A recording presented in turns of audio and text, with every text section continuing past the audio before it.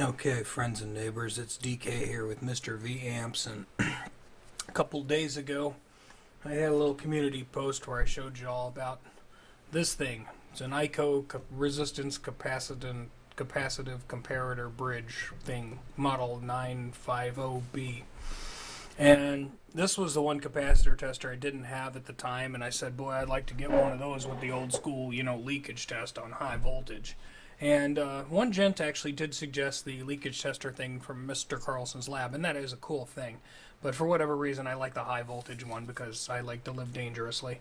So I did fix it up. I did, change some out of tolerance resistors, and I changed the capacitors in it because they're well older than I am.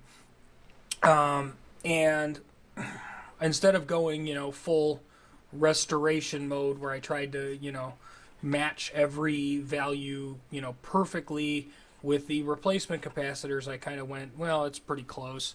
So the accuracy of the capacitive measurement might be thrown off by a little bit. But again, that's not the function that everybody really cares about. If you want to learn about what's inside of one of these, there are probably 7, 8, 9, 10 videos of these Eico950s being repaired. So I didn't want to spoil and spare you that. So we'll start off with a brand new, well, not brand new, but brand in my drawer, never used before. This should be a point 2. Point 2, 0.02, 0.02, I believe, 0.022. Yeah. And I've got the scale set to 0.001 microfarad up to 0.5 microfarad scale. So if as you can see, this eye tube over here is in the closed position, and when I come over here to approximately the 0.2 area, it opens up, and there it is right around the 0.22 area, showing that this has capacitance. And it's and kind of a ballpark of where it is. This function is not what everybody really cares about with these. We're more interested in the leakage function, where I can come over to the paper and mica test, which this is technically not paper or mica, it's film, but non-polar, whatever. And I will take my hands off of that for safety's sake. And we can start it at various voltages, and as it charges, the eye is going to close, and then it's going to pop back open. And essentially, this is a 630 volt cap, and this can check up to 500 volts of for leakage. And as we bump it up, we're at 50 volts. The eye closed and opened right back up quickly. 100 volts, closed and opened up quickly. This is not, I don't want to waste everybody's time. 200, we're good. This is a very sensitive ammeter, and the eye is actually quivering just a teeny tiny bit, but that's normal. It does that. 300, 400, and 500, and the eye is still able to remain open. Although it does quiver a bit, that's kind of normal. They all do that. So this capacitor being, rated for 630 volts, it's fine. So anyway, I always love audio forums, and I try to stay the heck away from them because everybody wants to tell you about how great vintage caps are. So these are actually caps that came out of this Eico itself. And this one is allegedly a 0.01 capacitor.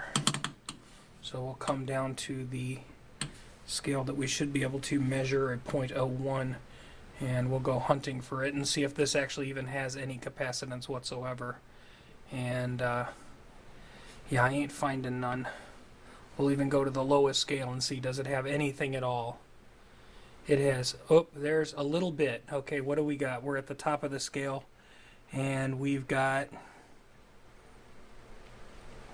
what would that be, 50 picofarad-ish, something like that. This is supposed to be 0.01. That's way off. I mean, just way off. And how does it do on leakage? All right, here goes. This is, I think this is at least 200 volt cap.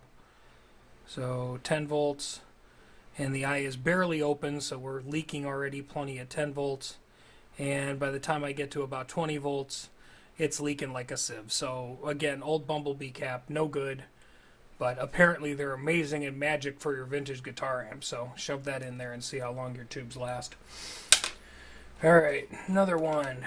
This is another .01. I know we're probably not going to find its value, but since we're condemning these for leakage, let's just go to town here. So again, let's see how we do here. Okay, at 10 volts we're already pretty much leaking, and by the time we get to, I don't know, 20, 25 volts, it's done. Leaking like a sieve. Dead paper cap. What a surprise. Alright, we got a third Bumblebee. Again, these are all out of this Eico, and these were all changed before I tried to use the thing. Alright, here we go. Alright, and we're at 10, and this one's actually even worse. At about 15 volts, you're leaking like a sieve. I almost feel like cranking this up to 50 volts and seeing if it explodes, but let's just try closer to its actual rated voltage. Like, let's try 200, what happens? Nothing, but it's leaking a lot. It's not getting hot. Electrolytic would. This one won't. Maybe it won't. I don't know. I've seen these crack, explode, get hot, whatever. So let's move on to this thing I pulled out of there. A .02. Replace that with a .022 because that's what I had. This is, let's actually see if this has any kind of capacitance whatsoever.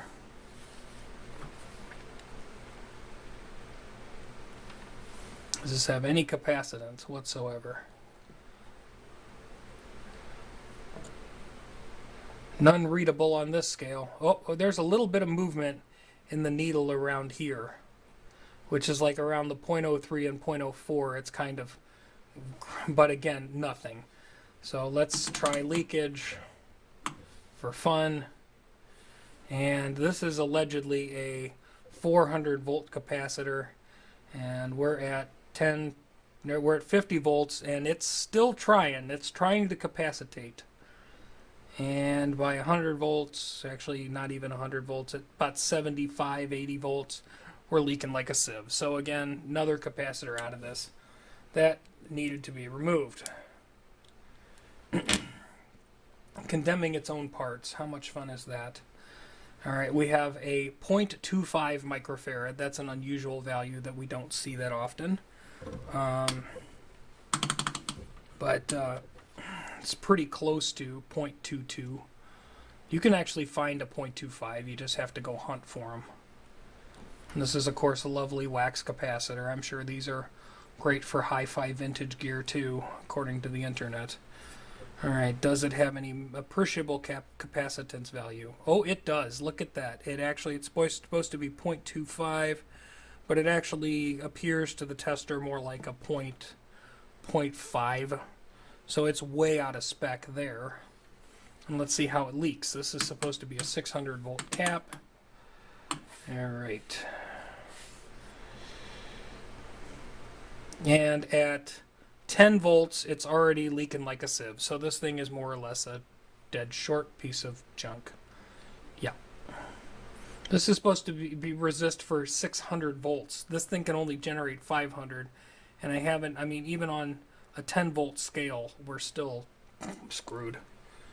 Garbage. Alright. This will be maybe more interesting. I don't know. This is a .2 microfarad. Or, I'm sorry, not a .2. This is a 2 microfarad. So, a little bit more unusual, a little bit harder to get your hands on. This should show some kind of capacitance at the top end of the scale. And there it does at a value of 2.67, something like that. Yeah. So out of that, and then let's try our leakage test. This thing is supposed to be good for 150 volts, but at under 10 volts, we're not even to 10 volts. At 5 volts, we're leaking like a sieve. Garbage. What a surprise. I'm not surprised. Does anybody ever watch Jim's Radio Shop is what it's called? It's like Jim Lindenus or something. He pulls all these old wax capacitors out and he checks them all just to make sure that they, that they really are dead. Let's see, this is a, what is this, 4 microfarad, I think, or I'm trying to remember from the schematic. This is a 4 microfarad, and the voltage on it is, they put shrink wrap on it, so it's harder to read. Wait, is that 4 microfarad? Yeah, 4 microfarad, 250 volts. Okay, no problem. And this is electrolytic, so this is polarized, so you put this in backwards and it'll go boom. Alright, so we're looking for 4 microfarads, and I should be able to read that here, probably around this area. Look at that. This actually is checking out at about, it says about 4.5 microfarad. That doesn't look too terrible. And this is supposed to be good for 250 volts. This kind of looks like a sealed military-ish kind of cap, so we'll go to electrolytic setting here, and we'll see how leaky she is. 10 volts, it's holding its own. 50 volts, it's actually holding its own still. 75 volts. It, again, according to the owner's manual, as long as the eye doesn't completely close, it's still serviceable. And as this thing gets a little bit of time, it actually is reforming, and it's trying. It's trying. 150 volts, it's hanging in there. 175 volts. Still not closed. Or 200 volts. And 225 volts. And it's barely open, but it's still open. And it's actually widening over a little bit of time. So this cap is actually reforming. It's trying to come back. I can't tell. It doesn't feel like it's getting hot. Let's give it the full beans here. This capacitor is probably not going to ever go back into service anywhere. So if I kill it, I'm not tremendously worried about it. But actually at 250 volts, it is not completely and totally leaky. So we found one capacitor, a 4 microfarad, that despite being out of spec at maybe 4.5 microfarad, might actually have been able to stay in the circuit. Alright, yay, hooray for that. And what is a the equivalent would be about a 4.7 microfarad, 250 volt cap. What is that, like $1? Alright. And the last one out of here is the electrolytic, which is an 8 microfarad up to 600 volts. So let's see if we can find our 8 microfarads up there on the scale, and we do. 8 microfarads is looking closer to 10, but it's actually less than 10, so right about 10 according to this. So again, drifted, whatever. And this is not the most accurate capacitance tester ever anyway. And our leakage test, here we go. This is supposed to be able to handle 6 volts, so I should be able to put full pull on this one. And we're doing good up to 100.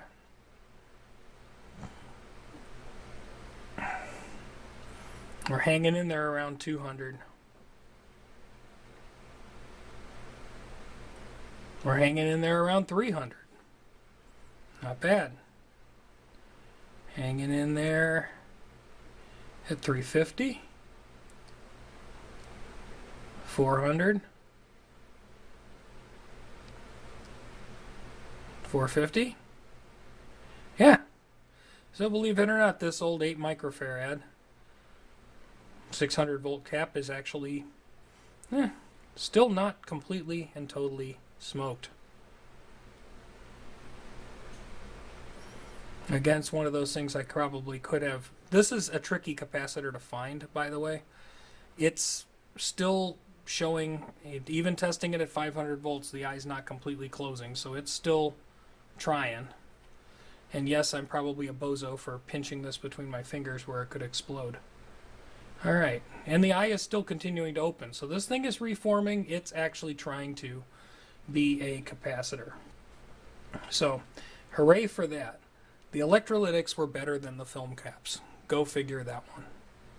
Now, just for my own amusement, I went and, after seeing how good of condition those bumble bombs were in from the last adventure, I have a Con electro tuner, and it had a couple of bumble bombs in it that I ignored because I figured I'm really not going to use this device much. I just want to see it work one time. And so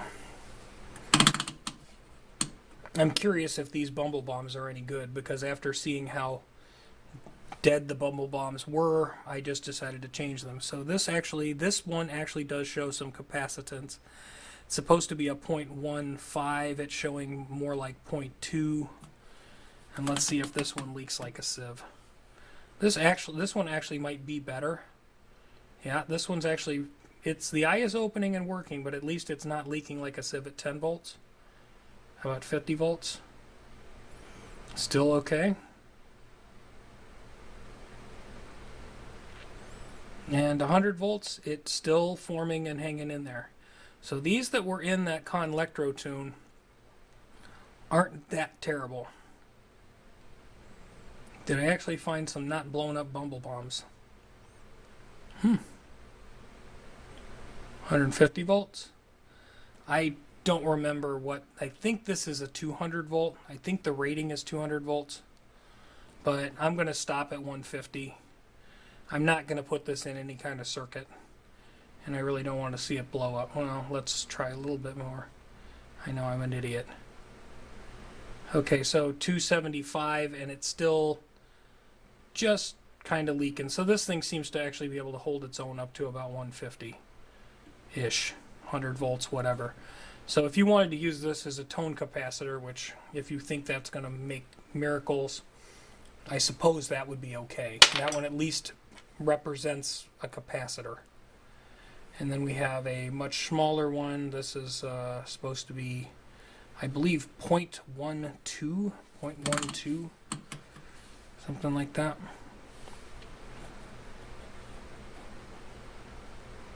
And it's showing some capacitance around 0.1, or this is like 0.012 or something, or let's see, what scale am I on? Yeah, this should be that second scale. So this is showing like 0.01656, so it's off, but it's at least trying to capacitance. And here goes on our voltage test. This is a lower voltage. It actually might be about this. No, it's the same red stripe, so maybe good for 200 volts. She's trying.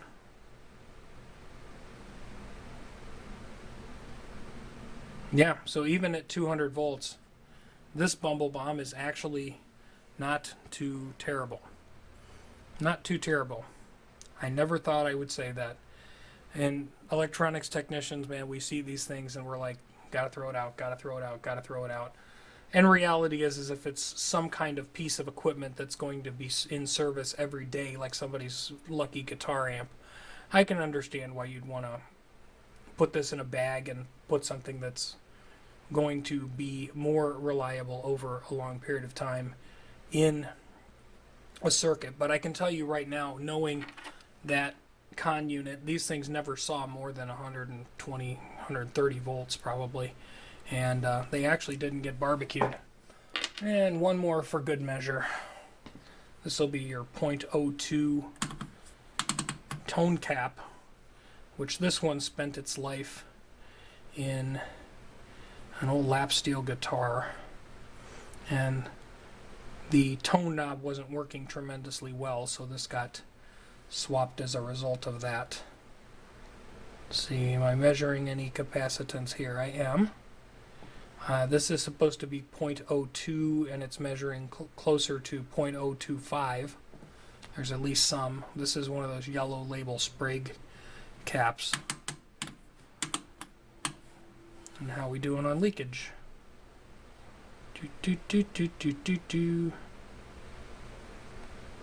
At 100 volts, it's pretty leaky.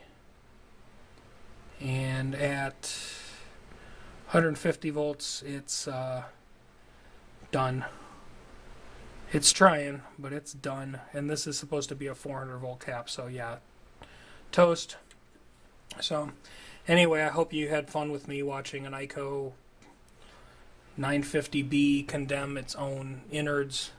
And for all of you guitar players, if you want to buy some bumblebees that aren't totally toast, I actually found some. What a miracle that is. Allegedly with this, in the same kind of manner we checked for capacitance, you can check for resistance. Not tremendously accurate. The leakage function is the one thing that we still want out of these testers that we don't generally get out of the modern ones. With the exception of one you might have to make yourself. Cool.